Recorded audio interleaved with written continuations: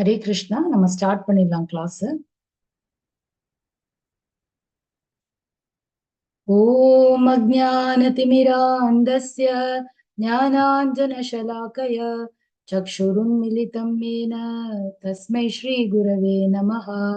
ஸ்ரீ சைத்தன்யமனோபீஷ்டம் ஸ்தாபிதம் येन பூதலே ஸ்வயம் ரூப கதாமயம் ददाति स्वपदान्तिकं वन्देऽहं श्रीगुरु श्रीयुतापदकमलं श्रीगुरून् वैष्णवांश्च श्रीरूपं साग्रजातं सगगण रघुनाथान्वितां तं सजीवं साद्वैतं सावधूतं परिजनसहितं कृष्णचैतन्यदेवं श्रीराधा कृष्णपादान् सगगण ललिता श्रीविशाखान्वितांश्च। हे कृष्णा करुणा सिन्धो दीनबन्धो जगत्पते गोपेशा गोपिका कान्ता राधा कान्ता नमोऽस्तुते। तप्त कांचन गौरांगी राधे वृंदावनेश्वरी वृषभानुसुदे देवी प्रणमामि हरिप्रिये। वाञ्छाकल्पतरुभ्यश्च कृपा सिन्धुभ्य एव च पतितानां पावनेभ्यो वैष्णवेभ्यो नमो नमः। नमः ॐ विष्णुपादाय कृष्णप्रेष्ठाय भूतले श्रीमते भक्तिवेदान्त स्वामिन्निधि नामिने। नमस्ते सारस्वते देवे गौरवाणी प्रचारिणे निर्विशेषाय शून्यवादी पाश्चात्यदेशतारिणे। जयो श्री कृष्ण चैतन्य प्रभो नित्यानंद श्री अद्वैत गदाधर श्रीवासादि गौर भक्त वृंदा। हरे कृष्णा कृष्ण कृष्णा हरे हरे, हरे राम राम राम हरे हरे। हरे कृष्णा कृष्ण कृष्णा हरे हरे, हरे राम राम राम हरे हरे। हरे कृष्णा कृष्ण कृष्णा हरे हरे, हरे राम राम राम हरे हरे। हरे कृष्णा कृष्ण कृष्णा हरे हरे, हरे राम राम राम हरे हरे। ஹரே கிருஷ்ணா everybody. இன்னைக்கு நம்ம பார்க்க போறது தியான யோகம். தியான யோகம், தியானம் அப்படின்னாலே நம்ம என்ன நம்ம நினைச்சுப்போம்? மெடிடேஷன். ஹரே கிருஷ்ணா பிரபுஜி.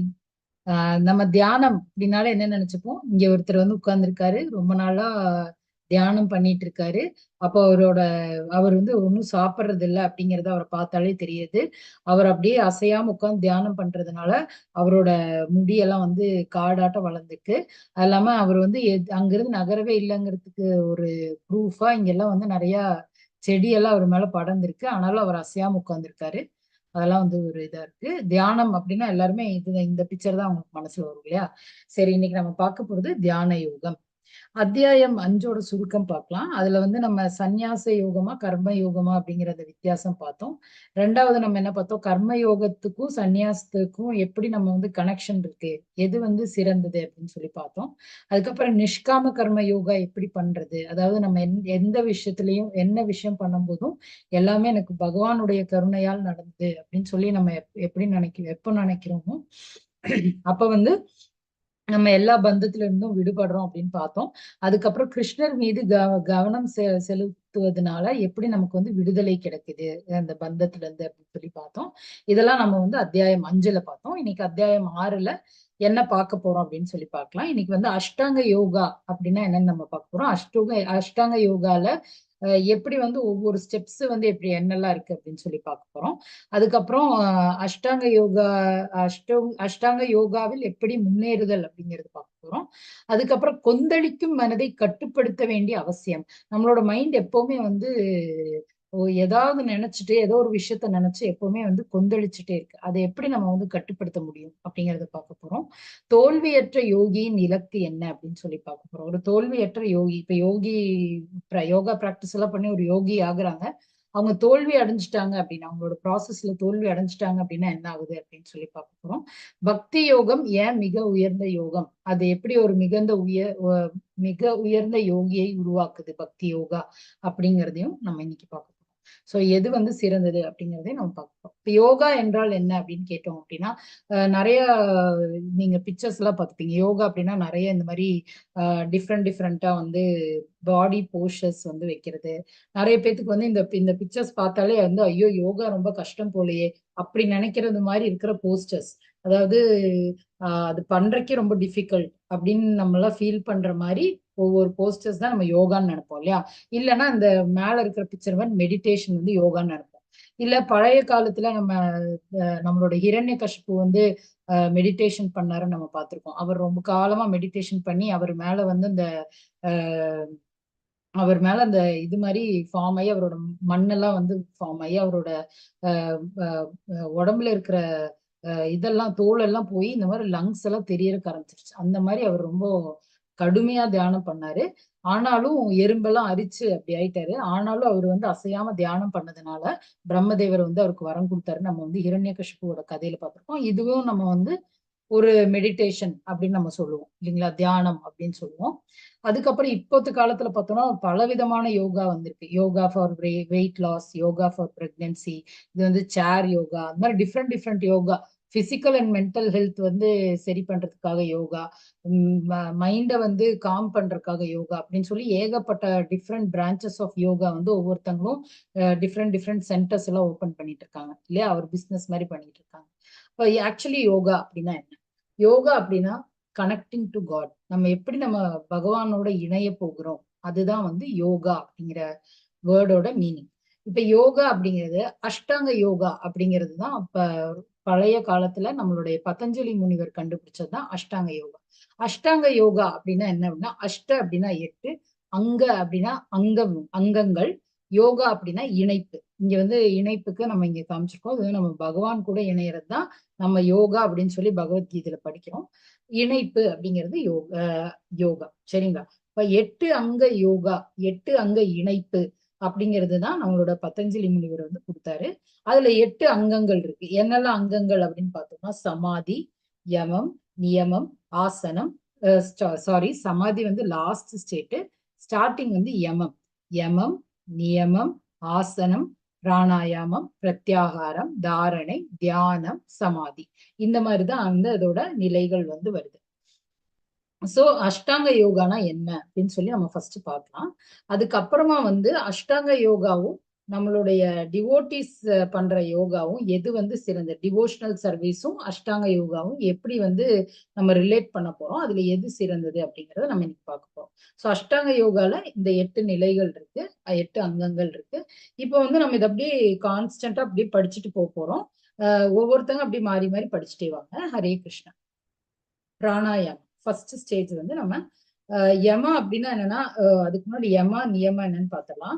யமா அப்படின்னா என்னன்னா, நம்ம வந்து நம்மளுடைய வெளிப்புற புலன்களை எல்லாம் வந்து கண்ட்ரோல் பண்றது. நியமம் அப்படின்னா என்னன்னா, நம்ம வந்து கொஞ்சம் ரெகுலேஷன்ஸ், அதாவது உட்புற பண்புகள், நம்ம சாப்பிட்றது, நம்ம தூங்குறது, அந்த மாதிரி இதெல்லாம் கண்ட்ரோல் பண்றது நியமம். யமம் அப்படின்னா வெளியில இருக்கிற அட்ராக்ஷன் தான் ஃபர்ஸ்ட் கண்ட்ரோல் பண்ணுவாங்க. அதுக்கப்புறம் நியமம்னா உள்ள இருக்கிற அட்ராக்ஷன்ஸ் வந்து உள்ள இருக்கிற நம்ம சாப்பிட்றது, அளவு, சாப்பிடுற அளவு, தூங்குற அளவு, அந்த மாதிரி கண்ட்ரோல் பண்றது நியமம். அதுக்கப்புறம் ஆசனம் வந்து உட்கார்றது வந்து எப்படி உட்காரணுங்கிறது. பிராணாயாமம்ங்கிறது மூச்சு பயிற்சி. பிரத்யாகாரம் அப்படிங்கிறது புலன்களை அடக்குதல், நம்ம சென்சஸை எப்படி கண்ட்ரோல் பண்ண போறோங்கிறது. தாரணை அப்படிங்கிறது கவனத்தை ஒருமித்தல், எப்படி வந்து நம்ம கான்சென்ட்ரேட்டடா ஒரு விஷயத்த வந்து எப்பவுமே கான்சென்ட்ரேஷனோட செய்யறோங்கிறது தான் தாரணை. தியானம் அப்படின்னா தியான நிலையை உணர்தல், அதாவது தியானம்னா பீஸ்ஃபுல்லா ஒரு சத்தமும் இல்லாம அமைதியா இருக்கிறது தியானம்.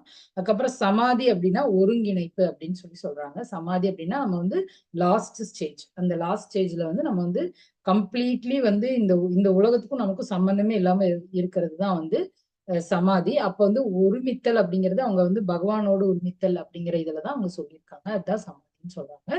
சோ நம்ம என்னன்னு பார்க்கலாம். நம்ம யமம்னா கண்ட்ரோலிங் த வெளிப்புற பண்புகள் எல்லாம் நம்ம கண்ட்ரோல் பண்றது. நியமம்னா உட்புற பண்புகளை கண்ட்ரோல் பண்றது.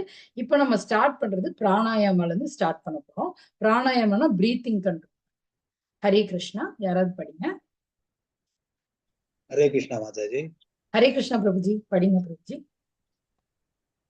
स्पर्शान् कृत्वा बहिर्पार्श्वाश्म காஷ்யாம் சசிஸ் சைவாந்திரே புவோஹ பிராணபாணவ் சமவ் கிருத்வா நாசாப் யந்திர சாரிணவ் யதேந்திரிய மனோபுத்திர் முனிர்மோட்ச பராயண விகதேச்ச பயக்ரோதா யா சதா முக்த ஏவசா. எல்லா புலன் விஷயங்களையும் வெளியே நிறுத்தி புருவ மத்தியில் கண்களையும் பார்வையும் நிறுத்தி நாசிக்கில் உள்வெளி சுவாசங்களை நிறுத்தி மனம், புலன்கள், அறிவு இவற்றை கட்டுப்படுத்தக்கூடிய முக்தியை விரும்பும் ஆன்மவாதி ஆசை, பயம், கோபம் இவற்றிலிருந்து விடுபடுகிறான். எப்போதும் இந்நிலையில் இருப்பவன் நிச்சயமாக முக்தி அடைந்தவனே. ஹரே கிருஷ்ண மாதா. ஹரே கிருஷ்ணா பிரபுஜி. தேங்க்யூ பிரபுஜி. அப்ப இந்த இதுல என்ன சொல்றாரு அப்படின்னா, இது சாப்டர் 5லயே 27, 28 ஸ்லோகால பகவான் அர்ஜுனர் கிட்ட சொல்றாரு இதை பத்தி. ஆனா இதோட டீடைல் எக்ஸ்பிளனேஷன்ல தான் சாப்டர் 6ல கொடுத்திருக்காரு. இது என்ன சொல்றாரு அப்படின்னா, நம்ம மைண்ட கான்சென்ட்ரேட் பண்ணி நம்ம மெடிடேட் பண்ணி இருந்தோம் அப்படின்னா, நிஷ்காம கர்ம யோகா பத்தி சொல்றாரு இல்லையா. அதாவது நம்ம எல்லாமே பகவானுடைய கருணையால் தான் நடக்குது அப்படின்னு நினைச்சிட்டு நம்ம எந்த வேலையை பண்ணாலும் as service to the God, எல்லாமே பகவானுக்காக தான் நான் செய்யறேன் அப்படின்னு சொல்லி நம்ம எப்போ செய்யறோமோ அப்ப நமக்கு அதுல பற்றுதல் இருக்காது அப்படிங்கிற மாதிரி நேற்று சொன்னார் இல்லையா. அந்த டைம் இந்த ஸ்லோகா அவர் சொல்றாரு அர்ஜுனர் கிட்ட. இதுல அவர் என்ன சொல்றாருன்னா, நம்ம 2 புருவங்களுக்கு நடுவுல நம்ம கண்ணை கான்சென்ட்ரேட் பண்ணணும். கண்ணை ஃபுல்லா க்ளோஸ் பண்ணக்கூடாது. கண்ணை ஃபுல்லா க்ளோஸ் பண்ணா நம்ம தூங்கிடுவோம். அதனால கண்ணை ஃபுல்லா க்ளோஸ் பண்ணாம மூக்கு மேல அந்த கண்ணை கான்சென்ட்ரேட் பண்ணோம். இந்த மாதிரி வச்சுட்டு நம்ம மனசை அந்த கான்சென்ட்ரேஷன் ஃபிக்ஸ் பண்ணிட்டு நம்ம அமைதியா உட்கார்றோமே, ஆனால் நம்ம சீக்கிரமா நம்ம மைண்டை கண்ட்ரோல் பண்ண முடியும் அப்படிங்கிற மாதிரி ஒரு இதை இன்ட்ரோடக்ஷன் அவரு 5.27, 28 கொடுத்துட்டாரு. இப்ப நம்ம 6.6ல என்ன சொல்றாருன்னு பார்க்கலாம். ஹரே கிருஷ்ணா. பந்துர் ஆத்மாத் மனஸ்தஸ்ய பந்துர் ஆத்மாஸ் மனஸ்தஸ்ய ஏனாத் மைவாத்மனா ஜிதஹ அநாத் மனஸ்து ஷித்ருத்வே வர்த்தேதாத் மைவ சத்ருவத். மனதை வென்றவனுக்கு மனமே சிறந்த நண்பனாகும். ஆனால் அவ்வாறு செய்ய தவறியவனுக்கோ அதுவே மிகப்பெரிய விரோதியாகும். ஹரே கிருஷ்ணா மாதாஜி. ஹரே கிருஷ்ணா பிரபுஜி. தேங்க்யூ பிரபுஜி. இதுல பகவான் என்ன சொல்ல வர்றாரு அப்படின்னா, நம்ம மைண்டை நம்ம ஃப்ரெண்டா வச்சுக்கலாம், இல்லைன்னா எனிமியா வச்சுக்கலாம். எப்படி வேணா நம்ம மைண்டை வச்சுக்கலாம். சரிங்களா. ஃப்ரெண்டா இருக்கிறவங்களுக்கு என்ன நல்லது அப்படின்னா, நமக்கு நல்லதே நம்ம மைண்ட் டைரக்ட் பண்ணும். எனிமியா இருக்கிறது என்னன்னா, அந்த மைண்ட் நம்மளை கண்ட்ரோல் பண்ணும். சரிங்களா. ஃப்ரெண்டா இருக்கிறது நம்ம நல்ல விஷயம் செய்யணும்னு நினைக்கிறோமோ, நம்ம மைண்ட் இன்டெலிஜென்ஸ் என்ன சொல்லுதோ அதுதான் நம்ம மைண்ட் ஃபாலோ பண்ணும். அப்ப அது ஃப்ரெண்டா இருக்கிற மைண்ட். எனிமியா இருக்கிற மைண்ட் என்ன பண்ணும் அப்படின்னா, அந்த மைண்ட் சொல்றத நம்மள ஃபாலோ பண்ண வைக்கும். இப்ப நமக்கு 6 டைப்ஸ் ஆஃப் எனிமிஸ் இருக்காங்க. காம, குரோத, லோப, மோக, மத, மாத்சரியா. காம, குரோத, லோப, மோக, மத, மாத்சரியா. இது 6மே நம்மளோட எனிமிஸ். காம அப்படின்னா நம்ம காம உணர்ச்சி உள்ளதுதான் காமா. குரோத அப்படின்னா ஆங்கர், நம்ம கோவப்படுறது, எதுக்கு எடுத்தாலும் கோவப்படுறது, அது ஒரு கெட்ட குணம். அது நம்மளுடைய எதிரி. லோபா அப்படின்னா அதிகமா ஆசைப்படுறது, கிரீடினஸ், அதிகமா ஆசைப்படுறது லோபா. மத அப்படின்னா இன்டாக்சிகேஷன், அதாவது நமக்குன்னு சாப்பிடக்கூடிய ஒரு விஷயம் பகவான் கிரியேட் பண்ணிருக்காரு, அதை விட்டுட்டு வேற விஷயங்கள் நம்ம சாப்பிடுறது இன்டாக்சிகேஷன். சரிங்களா. அதான் மதா. மோகா அப்படின்னா இல்லூஷன், அதாவது ஒரு விஷயம் நடக்குது, அந்த விஷயம் சத்தியமா நடக்குதான்னு நம்ம தெரிஞ்சுக்காம அதுதான் அப்படின்னு சொல்லி நம்மளே ஒரு இது ஃபார்ம் பண்றது ஒரு இல்லூஷன் சொல்லுவாங்க. அதுதான் மோகா. மாத்சரியா அப்படின்னா என்வி. அது என்னன்னா, இப்ப எனக்கு ஒரு பொண்ணை பிடிக்கலன்னு வைங்களேன், நான் ஒரு கேர்ள், அப்ப எனக்கு இன்னொரு கேர்ளை பிடிக்கலன்னா அவ நல்லதே பண்ணாலும் அந்த பொண்ணை பத்தி நான் எப்பவுமே தப்பாவே நினைச்சுக்கிறது. அது என்வியஸ் தாட். சரிங்களா. இது எல்லாமே அதாவது எதிர்ப்பு, எப்பவுமே எதிர்ப்பாவே நான் இருக்கிறது என்வியஸ் தாட். இது 6மே ஒரு மனிதனுடைய எதிரி. காம, குரோத, லோப, மோக, மத, மாத்சரியா. இந்த 6மே ஒரு மனிதனுடைய எதிரி. இந்த 6மே என்ன பண்ணும் அப்படின்னா, இந்த மைண்ட்ல இந்த 6மே மாறி மாறி வந்துகிட்டே இருக்கும். அது என்ன சொல்லுதோ அதுதான் நம்ம ஃபாலோ பண்ணுவோம். ஏன்னா நம்ம மைண்ட் நம்ம எதிரியா இருந்துச்சு அப்படின்னா, கோவப்படும் போது அந்த மைண்ட் என்ன சொல்லுதோ அதுதான் நம்ம செய்வோம். நம்ம மைண்ட் ஃப்ரெண்டா இருந்துச்சு அப்படின்னா நம்ம என்ன சொல்றோமோ அதுதான் நம்ம மைண்ட் கேட்கும். அப்ப வந்து நமக்கு கெட்ட வார்த்தை பேச வருது அப்படின்னாலும், நான் வந்து கோவப்படும் போது நம்ம கெட்ட வார்த்தை பேசுறோம்னு வைங்களேன், அது வந்து நான் வந்து இப்ப என்ன சொல்றேன் என் மைண்ட் கிட்ட, ஐயோ நம்ம கெட்ட வார்த்தை பேசக்கூடாது அப்படின்னு சொன்னா நான் வந்து கண்ட்ரோல் பண்ணிப்பேன். ஆனா என் மைண்ட் வந்து அதிகமா கோவப்படுறதுனால கண்ட்ரோலே இல்லாம கெட்ட வார்த்தை வாயில இருந்து வந்துடும் அப்படிங்கிற அதான் வந்து டிஃபரன்ஸ் நான் ஃப்ரெண்டா இருக்கிறதுக்கும் எனிமையா இருக்கிறதுக்கும் அப்படிங்கிறது. அதுதான் இங்க வந்து பகவான் சொல்லியிருக்காரு. பந்தூர் ஆத்மா ஆத்மானஸ்தஸ்ய அப்படின்னு சொல்லியிருக்க. பந்தூர்னா ஃப்ரெண்டு, சத்ருனா எனிமி. நம்ம மைண்டே ஃப்ரெண்டாவும் இருக்கலாம் இனிமையாவும் இருக்கலாம். அது எப்படி இருக்கணுங்கிறது நம்ம தான் வந்து அந்த மைண்டை ட்ரெயின் பண்ணணும் அப்படிங்கிற. சரி, என்ன பண்ணலாம் அப்படின்னு பார்க்கலாம். ஹரே கிருஷ்ணா.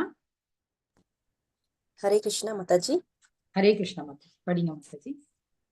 யோகி யுஞ்சீத சததம் ஆத்மானம் ரசஸ்ரீ ஸ்திதஹ ஏகாக்கி யத சித்தாத்மா நிராஷிர் அபரிக்கிரஹ. யோகியானவன் தனது உடல், மனம் மற்றும் ஆத்மாவினை பரமனின் தொடர்பில் எப்போதும் ஈடுபடுத்த வேண்டும். அவன் தனிமையான இடத்தில் தனியே வசித்து மனதை கவனத்துடன் எப்போதும் கட்டுப்படுத்த வேண்டும். அவன் உரிமை உணர்வுகளிலிருந்தும் ஆசைகளிலிருந்தும் விடுபட்டிருக்க வேண்டும். ஹரே கிருஷ்ணா. ஹரே கிருஷ்ணா மாதாஜி. தேங்க்யூ மாதாஜி. இது வந்து ஒரு ஸ்டெப் ஆஃப் அஷ்டாங்க யோகா. அது வந்து யமா அப்படிங்கிற அந்த ஸ்டெப். அதுல வந்து என்ன அப்படின்னு சொல்றாங்கன்னா, யோகியானவன் வந்து எப்பவுமே எப்படி வந்து தனியா இருக்கணும். அவர் வந்து அவரோட அந்த இதுல மட்டும்தான், அதாவது அவரோட யோகிக் பிராக்டிஸ்ல மட்டும்தான் கான்சென்ட்ரேஷன் பண்ணணும். அவர் வந்து தனிமையான இடத்துல இருந்து மனதை கவனத்தோடும் எப்போதும் கட்டுப்படுத்த வேண்டும் அப்படி சொல்லி நம்ம வந்து கட்டுப்படுத்தணும் அப்படிங்கிற அந்த மைண்ட் ஸ்பிரிட்டோட அவர் தனியா ஒரு இடத்துல வந்து இருக்கணும் அப்படிங்கிற ஆசைகளில் இருந்தெல்லாம் விடுபட்டு இருக்கணும். அதுதான் யமாங்கிற ஸ்டேஜ். நெக்ஸ்ட் ஆசனா. ஹரே கிருஷ்ணா. நம்ம எப்படி உட்காரணுங்கிறது தான் ஆசனாங்கிற ஸ்டேஜ். ஹரே கிருஷ்ணா. யாராவது ஒருத்தங்க படிங்க. ஸ்லோகா படிக்கிறதுக்கு கஷ்டமா இருந்தா இந்த டிரான்ஸ்லேஷன் மட்டும் படிச்சாலும் போதும். ஹரே கிருஷ்ணா.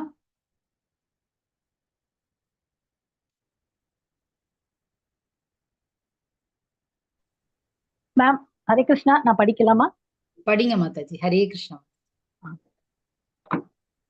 शुचौ देशे प्रतिष्ठाप्य स्थिरम् आसनमात्मनः नात्युच्चरितं नादिनीचं शैलाजिनकुशोत्तरं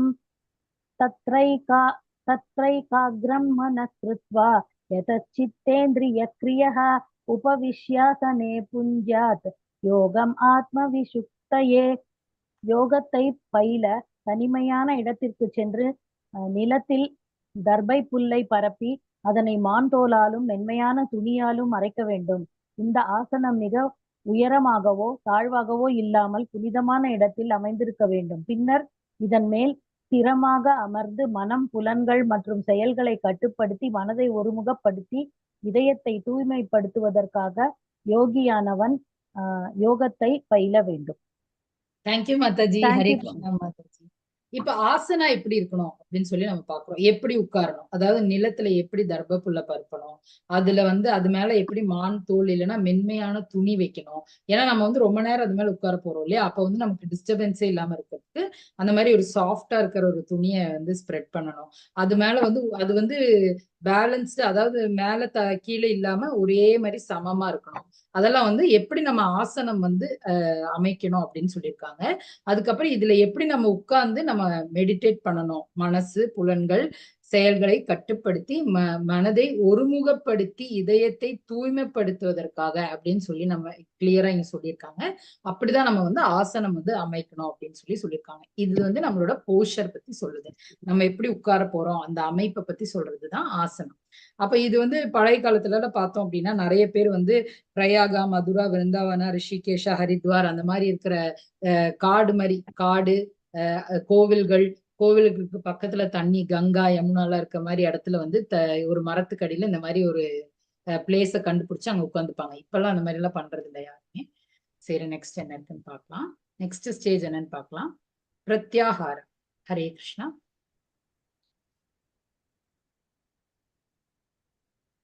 பிரத்யாகாரம்னா நம்ம எப்படி அளவா சாப்பிடுறது, அளவா தூங்குறது, அளவா நம்ம எல்லாமே வந்து அளவா பண்றது, அதுதான் பிரத்யாகாரம். ஹரே கிருஷ்ணா பிரபுஜி. படிங்க பிரபுஜி.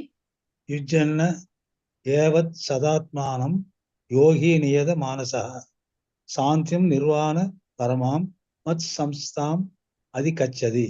இவ்வாறாக உடல், மனம் மற்றும் செயல்களை இடையறாது கட்டுப்படுத்த பழகிய யோகி தனது ஒழுங்குபடுத்தப்பட்ட மனத்துடன் பௌதிக வாழ்வை களைந்து இறைவனின் திருநாட்டை கிருஷ்ணலோகத்தை அடைகிறான். ஹரே கிருஷ்ணா. தேங்க்யூ பிரபுஜி. அப்ப இந்த பிரத்யாகாரா இந்த ஸ்டேஜ்ல என்ன நடக்குது அப்படின்னா, அவரோட உடல் மனம் எல்லாம் கண்ட்ரோல் ஆக ஸ்டார்ட் ஆயிடுது. அவர் எல்லாமே லிமிட் பண்ண ஸ்டார்ட் பண்ணிடுறாரு. அப்ப அந்த யோகி என்ன பண்றாரு அப்படின்னா, அந்த ஒழுங்குபடுத்தி வர்றதுனால மனசு ஸ்லோவா பகவானுடைய அந்த ஸ்பிரிச்சுவல் பாத்து பௌதிக வாழ்க்கையில போறாரு. அதனால அவர் ஸ்லோலி விருந்தாவனம் போய், அதாவது கோலோக விருந்தாவனம் அட்டைன் பண்ணிடுவாரு. அவரோட எண்ட் ஆஃப் த லைஃப்ல அவர் கோலோக விருந்தாவனம் அட்டைன் பண்ணிடுவாரு அப்படின்னு சொல்லியிருக்காங்க. ஹரே கிருஷ்ணா.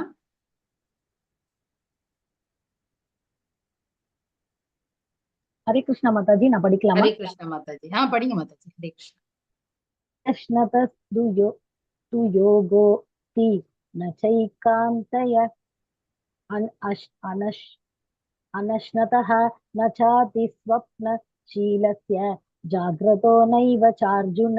அர்ஜுனா, எவன் ஒருவன் மிக அதிகமாக அல்லது மிக குறைவாக உணர்கிறானோ, மிக அதிகமாக அல்லது மிக குறைவாக உறங்குகிறானோ, அத்தகையோன் யோகியாவதற்கான வாய்ப்பே கிடையாது, இல்லை. ஹரே கிருஷ்ணா மாதாஜி. தேங்க்யூ மாதாஜி. இப்போ இதுல என்ன சொல்றாங்க அப்படின்னா, நம்மளோட உறக்கமும் உண்கிறான் உறங்குகிறான், நம்மளுடைய உறக்கம் அதுக்கப்புறம் உணவு எப்படி கண்ட்ரோல்டா இருக்கணும் அப்படிங்கறது இதுல சொல்றாங்க. இப்ப போன வருஷத்துல பார்த்தோம் அப்படின்னா, எப்படி ஒருத்தன் மனசை ஒழுங்குபடுத்துறான் அப்படின்னு சொல்லியிருக்காங்க. இதுல மனசை ஒழுங்குபடுத்துறது மட்டும் இல்லாம, இப்ப நம்ம இன்டேக், நம்ம எப்படி சாப்பிட்றோம் அதை கண்ட்ரோல்டா சாப்பிடணும்.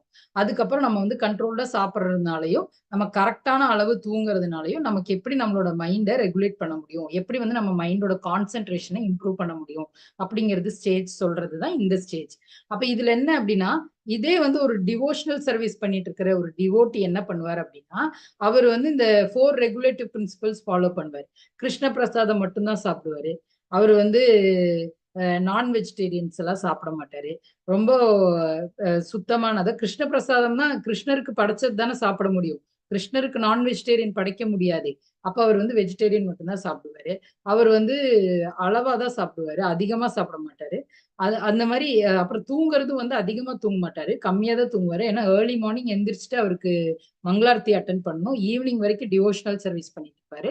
அதனால அவருக்கு அதிகமான உறக்கமும் இருக்காது, அதிகமான உண்பதும் இருக்காது. இப்ப அதிகமா சாப்பிட்றவங்க அதிகமா தூங்குவாங்க அப்படிங்கிறது ஒரு சயின்டிபிக் லாஜிக். யார் நைட் நிறைய சாப்பிட்றாங்களோ அவங்க ரொம்ப நேரமா தூங்குவாங்க அப்படிங்கிறது ஒரு லாஜிக். அந்த மாதிரி இருக்கிறவங்க கன்ஃபார்மா யோகா பண்ணணும். யார் ரொம்ப கம்மியா தூங்குறாங்களோ, இப்ப இந்த காலத்துல சின்ன பசங்க எல்லாம் பார்த்தோம் அப்படின்னா, சின்ன பசங்க அப்படின்னா நான் என்ன சொல்றேன்னா, காலேஜ் படிக்கிறவங்க, காலேஜ் முடிச்சவங்க, அந்த மாதிரி இருக்கிற ஏஜ் குரூப்ல இருக்கிறவங்க எல்லாம் இப்ப என்ன பண்றாங்க அப்படின்னா, மொபைல் பார்த்துட்டு நைட் 12 மணி 1 மணி வரைக்கும் மொபைல் பார்த்துட்டு உட்காந்துருக்காங்க.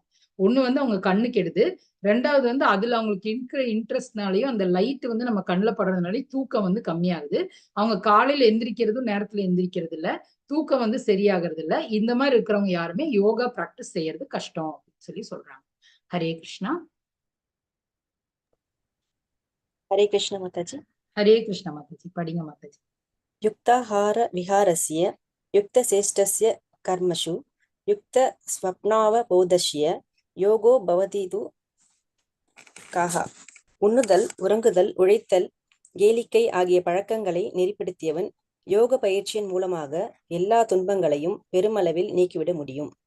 தேங்க்யூ மாதாஜி. ஹரே கிருஷ்ணா மாதாஜி. நெக்ஸ்ட் நியமா அப்படிங்கிற ஸ்டேஜ்ல நியமா ஆக்சுவலா செகண்ட் ஸ்டேஜா வருது. அது நம்ம நம்மளோட டிசிப்ளினா நம்ம ஒழுங்குபடுத்தி வர்றது, உண்ணுதல், உறங்குதல், உழைத்தல் எல்லாமே நம்ம டிசிப்ளின் படுத்தி வர்றது. அதனால நமக்கு நம்மளோட யோகா பயிற்சிக்கு நமக்கு இது ஹெல்ப்ஃபுல்லா இருக்கும். எல்லா துன்பங்களையும் பெருமளவில் நீக்கி விடவும் முடியும். நமக்கு இருக்கிற வரிஸ், மென்டல் வரிஸும் இது நீக்கிடும் அப்படின்னு சொல்றது. ஹரே கிருஷ்ணா. தாரணா பிரத்யாகாரக்கு அப்புறம் வர stage concentration stage. Hare Krishna. Hare Krishna. Hare Krishna. Dharana. யதா விநியதம் சிததம் ஆத்மன் ஏவா வசிஷ்டதே நிஸ்புருஹ சர்வ காமேபியோ யுக்த யுச்சதே ததா. யோகியானவன் யோக பயிற்சியின் மூலமாக தனது மனதின் செயல்களை ஒழுங்குபடுத்தி எல்லா ஜடை ஆசைகளிலிருந்தும் விடுபட்டு உன்னதத்தில் நிலை பெறும் போது யோகத்தில் நன்கு நிலை பெற்றவனாக கூறப்படுகின்றான். ஹரே கிருஷ்ணா மாதா. ஹரே கிருஷ்ணா பிரபுஜி, தேங்க்யூ பிரபுஜி. ஹரே கிருஷ்ணா. அப்ப இதுல வந்து தாரணா அப்படிங்கிறது என்னன்னா, நம்மளுடைய மைண்டோட கான்சென்ட்ரேஷன் நன்கு நிலை பெற்றவனாக, நன்கு நிலை பெறத்துக்கு நம்ம இந்த பிராக்டிஸ் பண்ணணும். இதுல என்ன பண்றோம் அப்படின்னா, நம்மளுடைய மனதை ஒழுங்குபடுத்துறோம், ஜட ஆசைகள்ல இருந்து விடுபடுறோம். அதாவது நமக்கு இருக்கிற புற உலக ஆசைகள் எல்லாம் வந்து நம்ம அது வேண்டாம் அப்படின்னு வச்சுட்டு நம்ம வந்து அதுல இருந்து விடுபட்டு வாழ்றோம். உன்னதத்தில் நிலை பெறும்போது நம்ம இதெல்லாம் விடுபட்டு நம்ம வந்து பீஸ்ஃபுல்லா இருக்கும்போது நமக்கு வந்து இந்த யோகால நல்லா நிலை பெற முடியுது அப்படின்னு. இதுக்கு வந்து எக்ஸாம்பிளா நம்மளோட ஸ்ரீலா பிரபுபாதா கிங் அம்பரீஷ மகாராஜா பத்தி தான் சொல்லியிருக்காரு. அம்பரீஷ மகாராஜா வந்து எப்பவுமே பகவானை பத்தியே எல்லா சேவைகளும், அவர் 9 டிவோஷனல் ப்ராசஸும் வந்து அவர் செஞ்சிருக்காரு. அதனால டேட்டி சர்வீஸ், அவர் வந்து எப்பவுமே வந்து பகவானுக்கு அர்ச்சனை பண்றது, வந்தனம் பண்றது எல்லாமே அவர் பண்ணியிருக்காரு. எப்பவுமே பகவானே நினைச்சிட்டு இருந்தாரு. அவர் பெரிய ராஜாவா இருந்தாலும் அவர்கிட்ட பெரிய ஒரு மாளிகையே இருந்தாலும் அந்த அந்த ஜட உலக இன்பத்துல அவரோட மைண்ட செலுத்தாம எப்பவுமே பகவானையே அவர் ப்ரே பண்ணிட்டு இருந்தனால அவர் சிறந்த பக்தனாக கருதப்படுகிறார். ஹரே கிருஷ்ணா. தியானா, தியானாங்கிறது சமாதிக்கு முன்னாடி ஃபர்ஸ்ட். ஹரே கிருஷ்ணா. யதா தீபோ நிவாதஸ்தோ நேங்கதே சோபமா ஸ்மிருதா யோகினோ யத சித்தஸ்ய யுக்ஞதோ யோகம் ஆத்மனஹ. காற்று விசாத இடத்தில் உள்ள தீபம் அசையாமல் இருப்பதைப் போல மனதை அடக்கிய யோகியும் திவ்யமான ஆத்மாவின் மீதான தனது தியானத்தில் எப்போதும் ஸ்திரமாக உள்ளான். ஹரே கிருஷ்ணா மாதாஜி. தேங்க்யூ பிரபுஜி. ஹரே கிருஷ்ணா பிரபுஜி. இப்ப நம்ம பார்த்தோம் அப்படின்னா இந்த சயின்ஸ் எக்ஸிபிஷன்ல பார்த்துப்போம். நம்ம அதுல பார்த்தோம் அப்படின்னா ஒரு கேண்டில் வந்து லைட் பண்ணிருப்போம். அது மேல வந்து ஒரு ஒரு கிளாஸ கமுத்தி வைக்கும். அந்த கிளாஸ்ல ஆக்சிஜன் இருக்கிற வரைக்கும் அது அசையாம அப்படியே எரிஞ்சுட்டே இருக்கும். ஆக்சிஜன் ஃபுல்லா போனதுக்கு அப்புறம் அது ஆஃப் ஆயிடும். அது வந்து நம்ம எல்லாரும் பார்த்திருப்போம். அது வரைக்கும் அந்த தீபம் வந்து அசையாம வந்து அப்படியே எரிஞ்சுக்கிட்டே இருக்கும். அப்போ இதுல என்ன தெரியுது அப்படின்னா, ஒரு காற்று இல்லாத இடத்துல வந்து நம்ம அந்த விளக்க வைக்கிறோம் அப்படின்னா அது வந்து டிஸ்டர்பன்ஸே இல்லாம அப்படியே இருக்கும். அதே மாதிரி யார் ஒருத்தவங்க வந்து நான் அவங்களோட மைண்ட் எல்லாம் கண்ட்ரோல் பண்ணி அவங்களோட சென்சஸ் எல்லாம், அதாவது அவங்களோட ஜட வாழ்க்கை ஆசைகளை எல்லாம் வேண்டான்னு வச்சு அவங்களோட இதெல்லாம் ஒழுங்குபடுத்தி வாழ்றாங்களோ அவங்க வந்து லாஸ்ட் இந்த ஸ்டேஜ், தியானா ஸ்டேஜ் வரும்போது அவங்க இப்படி அந்த மெழுகுத்திரி எப்படி கத்துதோ அந்த மாதிரியே வந்து அவங்க வந்து ஸ்ட்ராங்கா அமைதியா உட்காந்து மெடிடேட் பண்ணுவாங்க அப்படிங்கிறது தான் இதுல ஸ்திரமாக இருப்பாங்க அப்படிங்கிறது தான் இங்க சொல்லியிருக்காங்க. லாஸ்ட் ஸ்டேஜ் வந்து சமாதி. சமாதினா என்னன்னு பார்ப்போம். ஹரே கிருஷ்ணா. ஹரே கிருஷ்ணா மாதாஜி. ஹரே கிருஷ்ணா பிரபுஜி. யாராவது படிக்கிறீங்களா? ஹரே கிருஷ்ணா. ஹரே கிருஷ்ணா ஹரே மாதாஜி. கிருஷ்ணா பிரபுஜி, படிங்க. சமாதி என்று அழைக்கப்படும் பக்குவ நிலையில் மனம் யோக பயிற்சியின் மூலமாக ஜட செயல்களிலிருந்து முழுமையாக விளக்கப்படுகிறது. தூய மனதால் தன்னை கண்டு தன்னில் இன்பத்தை அனுபவிப்பதற்காக ஒருவனிடம் உள்ள திறனிலிருந்து இப்பக்குவ நிலையை உணரலாம். அந்த இன்ப நிலையில் அவன் திவ்யமான புலன்களின் மூலம் எல்லையற்ற திவ்யமான ஆனந்தத்தை அனுபவிக்கிறான். இவ்வாறு நிலை பெற்றவன் உண்மையில் இருந்து என்றும் வழுவதில்லை. இதைவிட உயர்ந்த லாபம் ஏதுமில்லை என்று நினைக்கின்றான். அத்தகைய நிலையில் அமைந்தவன் மாபெரும் துயரங்களுக்கு மத்தியில் ஒருபோதும் அசைக்கப்படுவதில்லை. ஹரே கிருஷ்ணா. தேங்க்யூ பிரபுஜி. ஹரே கிருஷ்ணா பிரபுஜி. இவர் வந்து இந்த மாதிரி திவ்யமான புலன்களை எல்லாம் வந்து அடக்கி அந்த மாதிரி புலன்களை எல்லாம் வந்து கட்டுப்படுத்தி வாழ்றதுனால அவர் ஆனந்தமாக இருக்கிறார். அவர் வந்து அதனால வந்து எந்த ஒரு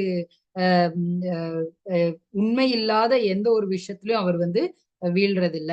இதை விட உயர்ந்த ஒரு லாபம் எதுவுமே இல்லை அப்படிங்கிறது அவர் வந்து நல்லா புரிஞ்சுக்கிட்டு வாழ்றாரு. அப்படி இருக்கிறவருக்கு எப்பவுமே வந்து அவர் வந்து கன்ஃபார்மா பகவான் கிட்ட போயிடுவாரு அப்படிங்கிறது தான் அந்த யோகா நிலை பத்தி சொல்றாங்க. இப்ப இந்த அஷ்டாங்க யோகா பத்தி நம்ம பார்த்துட்டோம். இந்த அஷ்டாங்க யோகா பிராக்டிஸ் பண்றவங்களுக்கு நல்ல கான்சென்ட்ரேஷன் இருக்கும், நல்ல மைண்ட் வந்து ஸ்டெடியா இருக்கும் அப்படிங்கறதெல்லாம் நம்ம பார்த்துட்டோம். ஆனா இந்த ஸ்டெப் எல்லாம் நம்ம ஃபாலோ பண்றது ரொம்ப டிஃபிகல்ட் இல்லையா? ஏன்னா நம்ம வாழ்றது கலியுகம். நம்மளோட லைஃப் ஸ்பேன் ரொம்ப கம்மியான வாழ்க்கையை தான் நம்ம வாழ போறோம். கம்மியான இயர்ஸ் தான் நம்ம வாழ்றோம் இல்லையா? மேக்சிமம் பார்த்தா ஒரு 100 இயர்ஸ்க்குள்ளதான் எல்லாருமே வந்து வாழ்றாங்க. 100 கூட இப்ப நிறைய பேர் வாழ்றது இல்ல. அந்த மாதிரி இருக்கிற இந்த ஏஜ் கேப்ல நம்மளால இவ்வளவு ப்ராசஸையும் வந்து ஸ்டெப் பை ஸ்டெப்பா ப்ரொசீஜரா ஃபாலோ பண்ண முடியுமா அப்படின்னு கேட்டா முடியாதுன்னு தான் எல்லாருமே சொல்லுவோம் இல்லையா. It's very difficult. அப்ப இதெல்லாம் கேட்கும் போதே எல்லாருமே என்ன சொல்லுவாங்க, நம்ம வந்து இந்த ப்ராசஸ் வந்து நம்ம இப்ப ஃபாலோ பண்ண வேண்டாம், நம்ம யோகாலாம் அப்புறமா பண்ணிக்கலாம், நம்ம வந்து இப்ப ஜஸ்ட் இதை விட்டுறலாம் அப்படி சொல்லி இந்த ப்ராசஸ் படிச்சோடனே அவங்க இந்த ஃபர்ஸ்ட் ஸ்டெப்லயே வந்து அவங்க வந்து இதுல இருந்து விடுபடணும் தான் நினைப்பாங்க. ஏன்னா எல்லாருமே இப்ப ஈஸி கோயிங்கா வாழணும் தான் ஆசைப்படுறாங்க இல்லையா, சந்தோஷமா வாழணும் அப்படிதான் ஆசைப்படுறாங்க. அப்ப இந்த மாதிரி இவ்வளவு ஸ்டெப் இருக்கிறது பார்த்தா கன்ஃபார்மா யாருமே வந்து வேண்டாம் அப்படின்னு தான் சொல்லுவாங்க. இப்ப நம்ம வந்து இந்த மாதிரி யோகா பிராக்டிஸ் ஃபாலோ பண்றதுனால நம்ம மைண்ட் வந்து ஸ்ட்ராங் ஆகும், ஃபோக்கஸ்ட் ஆகும் பார்த்தோம். அதுக்கான எக்ஸாம்பிள் இப்ப பார்த்தோம் அப்படின்னா அர்ஜுனர். இந்த கதை நம்ம அன்னைக்கே பார்த்தோம். துரோணாச்சாரியாரோட அந்த ஐ டெஸ்ட் நடந்தது, பயிற்சி நடந்தது. அதுல வந்து அர்ஜுனனின் மனதில் தனது இலக்கு பறவையின் கண்களில் மட்டுமே உள்ளது அப்படின்னு சொல்லி நம்ம பார்த்தோம். அடுத்தது பாண்டவர்கள் அஜ்ஞானவாசம் 12 ஆண்டுகள் மனம் வைராகியத்தோடு முடித்தல். அதாவது மன வைராகியம் வரும். இப்படி நம்ம வந்து மெடிடேஷன் பண்ணி ஸ்ட்ராங்கா நம்ம கண்ட்ரோல்டா இருந்தோம் அப்படின்னா நமக்கு வைராகியம் வரும். அதுக்கு எக்ஸாம்பிள் என்ன சொல்லியிருக்காங்கன்னா, பாண்டவர்கள் வந்து 12 இயர்ஸ் வந்து போனாங்க, ஆனா அவங்க வந்து வைராகியத்தோட இருந்தாங்க. அந்த வைராகியத்தோட அந்த 12 வருஷமும் முடிச்சுட்டு தான் அவங்க வந்தாங்க அப்படிங்கிறது பார்த்தது. அதுக்கப்புறம் திரௌபதியின் சுயம்பரம் நடக்கும்போது அர்ஜுனருக்கு வந்து முன்னாடி வந்து அங்க வந்து ஒரு போட்டி வச்சிருந்தாங்க. அதுல எப்படின்னா, முன்னாடி ஒரு தண்ணி வச்ச ஒரு இது இருக்கும், அந்த தண்ணியில நிழல் பார்த்துட்டு அவர் வந்து அம்பு விடணும். அங்க மேல வந்து இலக்கு இருக்கும், அது மேல அம்பு விடணும். அந்த மாதிரி அந்த இது பார்த்தோம். அதுவும் வந்து அவரோட ஃபோக்கஸும் கான்சென்ட்ரேஷன் தான் இங்க வந்து நம்ம பார்த்தோம். அப்ப கன்ஃபார்மா இவங்க எல்லாம் வந்து சிறந்த யோகிகள் தான் இல்லையா. யோகா பிராக்டிஸ் வந்து இவ்வளவு இந்த அஷ்டாங்க யோகா பிராக்டிஸ் வந்து ஃபாலோ பண்ணாத இவங்க யோகி தான். எதனால அவங்க யோகி? ஏன்னா அவங்க வந்து டிவோஷனல் சர்வீஸ் பண்ணிட்டு இருக்கிற டிவோட்டிஸ். அவங்க எல்லாருமே பக்தர்கள், அவங்க எல்லாருமே கிருஷ்ண பக்தர்கள். அவங்க எல்லாருமே கிருஷ்ணருக்கு சேவை செய்யறவங்க. எப்பவுமே எந்த விஷயம் பண்றதுனாலும் கிருஷ்ணர் கிட்ட கேட்டு பண்றவங்க. அதனால அவங்க வந்து இவ்வளோ அந்த அஷ்டாங்க யோகா பிராக்டிஸ் மாதிரி இப்ப வருஷமா உட்காந்து மெடிடேஷன் பண்ணலனாலும் அவங்க வந்து சிறந்த யோகியாக விளங்கினாங்க. அப்ப இப்ப நம்ம பார்க்க போறது என்ன அப்படின்னா, இந்த டிவோஷனல் சர்வீஸ் எப்படி வந்து இந்த யோகிக் பிராக்டிஸை விட சிறந்தது டிவோஷனல் சர்வீஸ் அப்படிங்கிறது இப்ப பகவான் வந்து அர்ஜுனருக்கு சொல்ல போறாரு. இப்ப இந்த ஸ்லோகம்ல வந்து அர்ஜுனர் வந்து கேக்குறாரு, ஏன் என் மனசு வந்து இப்படி சஞ்சலம் அடைஞ்சிட்டே இருக்கு? சஞ்சலம் ஹி மன கிருஷ்ணா, எப்பவுமே சஞ்சலம் அடைஞ்சிட்டே இருக்கே கிருஷ்ணா. அது என்னால வந்து இந்த விண்டு இருக்கு இல்லையா, விண்டுனா புயலை கூட என்னால அடக்க முடியுது, ஆனா இந்த மனசு சஞ்சலம் அடைகிறது, இந்த மனசை வந்து என்னால கட்டுப்படுத்தவே முடியல கிருஷ்ணா, இது என்னதான் பண்றது அப்படின்னு சொல்லி கேட்கிறாரு. அதுதான் இந்த ஸ்லோகம்ல சொல்றாரு. யாராவது ஒருத்தவங்க வாசிச்சு கொடுக்குறீங்களா? ஹரே கிருஷ்ணா. ஹரே கிருஷ்ணா. ஹரே கிருஷ்ண மாதாஜி, நான் படிக்கலாமா? படிங்க மாதாஜி. ஹரே கிருஷ்ணா. சஞ்சலம் ஹி மன கிருஷ்ண பிரமாதி பலவத்ருடம் தஸ்யாஹம் நிகிரகம் மன்யே வாயோர் இவ சுதுஷ்கரம். கிருஷ்ணா, மனம் அமைதியற்றதும் குழப்ப நிலை நிறைந்ததும் அடங்காததும் சக்தி மிகுந்ததுமாயிற்றே. வீசும் காற்றை அடக்குவதை விட மனதை அடக்குவது கடினமானதாக எனக்கு தோன்றுகிறது. ஹரே கிருஷ்ண மாதாஜி. ஹரே கிருஷ்ணா மாதாஜி. இது வந்து எல்லாருக்குமே இருக்கிற ஒரு நிலைமை தான். நம்மளோட மைண்ட் வந்து நம்ம இப்ப இங்க இருக்கோம், ஆனா நம்ம மைண்ட் வேற எங்கேயாவது வந்து திங்க் பண்ணிட்டு. ஏன்னா நம்ம மைண்ட்ல வந்து ஏகப்பட்ட விஷயங்கள் ஓடிட்டே இருக்கு. அது வந்து ஃபாஸ்டர் தென் விண்டு வந்து ரொம்ப ஃபாஸ்ட், அதை விட ஃபாஸ்டா நம்ம மைண்ட் வந்து போகும். குதிரை விட வேகமா நம்ம மைண்ட் வந்து போகும். அப்போ நம்ம வந்து இங்க இருப்போம், ஆனா 50 வருஷத்துக்கு முன்னாடி என்ன நடந்தது, 5 வருஷத்துக்கு முன்னாடி என்ன நடந்தது, 10 வருஷத்துக்கு முன்னாடி என்ன நடந்தது, அந்த மாதிரி நிறைய விஷயத்த வந்து நம்ம மைண்ட் வந்து திங்க் பண்ணிட்டே இருப்போம். அப்ப அந்த மாதிரி இருக்கிறது தான் நம்ம மைண்ட். அப்ப இப்போ பகவான் கிட்ட அர்ஜுனர் கேட்கிறாரு. அர்ஜுனரே வந்து சிறந்த யோகின்னு இப்பதான் நம்ம பார்த்தோம். அவர் ரொம்ப போக்கஸ்டானவரு, ரொம்ப கான்சென்ட்ரேஷனோட இருக்கிறவரு, எல்லாமே இப்பதான் நம்ம பார்த்தோம். அவர் அஷ்டாங்க யோகா பிராக்டிசஸ் எல்லாம் பண்ணலனாலும் அவர் சிறந்த யோகியா இருக்காருன்னு இப்பதான் பார்த்தோம். ஆனா அவருக்கே இந்த கன்ஃபியூஷன் இருக்கு அப்படின்னா நம்ம எல்லாம் எப்படி இருக்கணும்? நமக்கு வந்து இதை விட அதிகமா கன்ஃபியூஷன் இருக்கும் இல்லையா. அப்ப அவருக்கே இந்த மாதிரி ஒரு கன்ஃபியூஷன், என் மனசு வந்து ரொம்ப சஞ்சலமா இருக்கு கிருஷ்ணா, என்ன பண்றது, இது வந்து எப்படி நான் வந்து அடக்கிறது அப்படி சொல்லி அவர் கேட்கிறாரு. அப்ப பகவான் என்ன சொல்றாருன்னு பார்க்கலாம். ஸ்ரீ பகவான் வாச்ச. ஹரே கிருஷ்ணா பிரபுஜி, வாசிச்சு கொடுக்குறீங்களா பிரபுஜி? ஹரே கிருஷ்ணா மாதாஜி. ஹரே ஸ்ரீ பகவான் வாச்சா அசம்சை மகாபாகோ மனோ நிக்கிரகம் சலம் அப்பியாசேன து கௌந்தேயா வைராகியன கிருக்கியதே கிருக்கியதே. ஹரே கிருஷ்ணா. பகவான் ஸ்ரீ கிருஷ்ணன் கூறினார், பலம் பொருந்திய புயங்களுடைய குந்தியின் மகனே, அமைதியற்ற மனதை அடக்குவது சந்தேகம் என்று மிகவும் கடினமாகும். ஆனால் தகுந்த பயிற்சியினாலும் பற்றின்மையாலும் அது சாத்தியமாகும். ஹரே கிருஷ்ணா. ஹரே கிருஷ்ணா பிரபுஜி, தேங்க்யூ பிரபுஜி. அப்ப இப்ப பகவான் என்ன சொல்ல வர்றாருன்னா, அஷ்டாங்க யோகா பத்தி எல்லாம் அவர் சொல்லிட்டு இப்போ உன்னோட மனசு இப்படி ரொம்ப கன்ஃபியூஸ்டா இருக்கிறத எப்படி நம்ம கண்ட்ரோல் பண்ண முடியும் கேட்டதுக்கு பகவான் என்ன சொல்றாருன்னா, நம்ம நம்மளோட மைண்ட ஒரு சின்ன சின்ன விஷயங்கள்ல இருந்தெல்லாம் நம்ம ஒழுங்குபடுத்தி நம்ம ஒரு தகுந்த பயிற்சி அதுக்கு கொடுக்கறோம் அப்படின்னா நம்ம மைண்ட கண்டிப்பா கண்ட்ரோல் பண்ண முடியும் அப்படின்னு சொல்றாரு. இவ்வளவு கஷ்டப்பட்டு அஷ்டாங்க யோகா பிராக்டிஸ் பண்ண வேண்டாம். ஆனா நம்ம மைண்ட கொஞ்சம் கொஞ்சம் ஒழுங்குபடுத்தணும். அதுக்கப்புறம் நம்ம அதை பிராக்டிஸ் பண்ணணும். அதை நம்ம பயிற்சினாலும் நம்ம கன்ஃபார்மா அதை மாற்ற முடியும் அப்படின்னு சொல்றாரு. சரிங்களா? அது என்னன்னு நம்ம பார்க்கலாம். அப்ப மனம் ஒரு நண்பனா எதிரியா அப்படின்னு கேட்டா நம்ம என்ன ஃபர்ஸ்ட் என்ன அப்படின்னு பார்த்தோம் அப்படின்னா, மனம் நம்மள நண்பனாக நம்ம மாற்ற முடியும். எப்படி நம்ம நண்பனாக மாற்ற முடியும் அப்படின்னா, இப்ப நம்ம கிருஷ்ணா கான்சியஸ்னஸ் பிராக்டிஸ் பண்ணிட்டு இருக்கோம். அப்ப ஃபர்ஸ்ட் சாண்ட் பண்ணலாம் அப்படின்னு சொல்றோம். அதுக்கப்புறம் சின்ன சின்ன ரெகுலேட்டிவ் பிரின்சிபல்ஸ் நம்ம ஆட் பண்றோம். சின்ன சின்ன விஷயங்கள் இந்த மாதிரி நம்ம இருக்கணும். காலையில சீக்கிரமா எந்திரிச்சு சாமி கும்பிடணும். நம்ம சாமி கும்பிட்டுட்டு தான் சாப்பிடணும். நம்ம கிருஷ்ணருக்கு படைச்சிட்டு தான் சாப்பிடணும். நம்ம தூங்குறதுக்கு போறதுக்கு முன்னாடி, உறங்குவதற்கு முன் நம்ம ஒரு டைம் ப்ரே பண்ணிட்டு தான் தூங்கணும். அந்த மாதிரி சின்ன சின்ன ரெகுலேஷன்ஸ் நம்ம ஆட் பண்றோம்.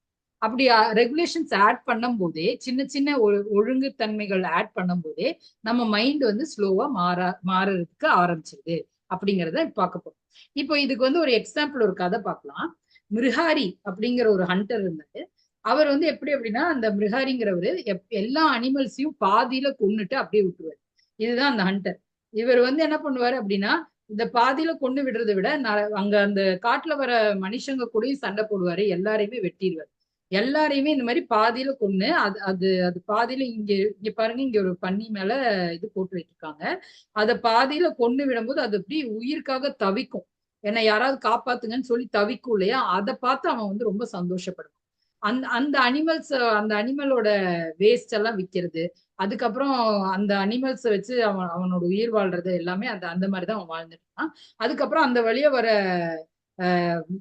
எல்லா டிராவலர்ஸ் எல்லாரையுமே அந்த ஆள் திருடி அவங்க கிட்ட இருந்து வர வெல்த் எல்லாம் வச்சுதான் அந்த ஆள் வாழ்ந்துட்டு இருக்கான். இப்படிதான் அந்த மிருஹாரிங்கிற ஹண்டர் வாழ்ந்துட்டு இருக்கான். அப்போ ஒரு நாள் நாரத முனிவர் அங்க வர்றாரு. நாரத முனிவர் என்ன கேட்கிறாருன்னா, எப்படி விட்டுருக்க பாரு, இந்த அனிமலை துடிச்சிட்டு இருக்கு, ஒண்ணு அதை காப்பாத்தணும், இல்லைன்னா அதை ஃபுல்லா கொல்லணும் அப்படின்னு சொல்றாரு. அப்போ அந்த மிருஹாரி சொல்றான், நான் அந்த மாதிரி துடிக்கிறது எனக்கு பார்க்கதான் ரொம்ப இன்ட்ரெஸ்டிங்கா இருக்கு.